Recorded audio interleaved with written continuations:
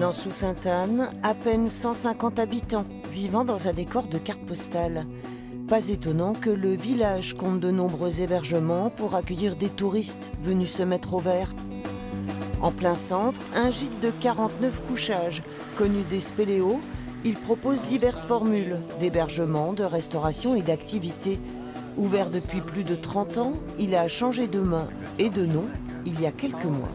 Déjà, je connaissais le lieu, mon associé aussi, et puis je crois que c'était l'opportunité de faire un tout. Ouais. Voilà, un centre complet.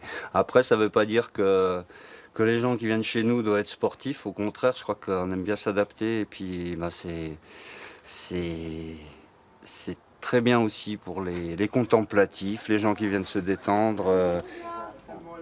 D'ici, on a un accès direct à la Via Ferrata. Qu'on y aille ou qu'on en revienne, on passe forcément par là. Voilà. Bon, mais finalement, vous avez réussi à la faire. Vous partiez un petit peu quand même, angoissé, tout ça. Mais c'est la première fois que je fais toute seule avec ma fille. Hein. Parce que d'habitude, vous en avez fait souvent ou Ouais. Hop. Si le gîte propose du matériel à la location, le site est en accès libre et la pratique ouverte à tous. Il suffit d'être équipé et de se rendre quelques centaines de mètres plus haut en suivant le sentier. Il y a des parties verticales en Via Ferrata, contrairement à l'acrobranche. Donc, il faut savoir où on va, comment on y va. Donc, c'est pour ça que c'est pratique ici, parce qu'il y a vraiment des parcours débutants où les gens peuvent en profiter sans avoir un gros niveau sportif, en fait. Ouais, je me lance. Lance-toi.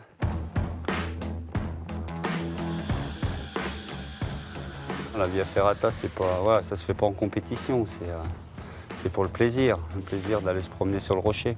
En fait, c'est un moyen assez simple de se familiariser avec le milieu vertical.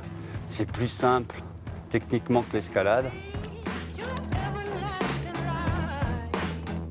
C'est les militaires italiens qui ont inventé ça pour passer les Dolomites pendant la guerre plus facilement, pour grimper plus facilement, sécuriser plus facilement. Encore. Du coup, il y a un câble métallique tout le long, plus des barreaux d'échelle pour aider. Qui sont sertis, des pédales pour se tenir, pour poser les pieds.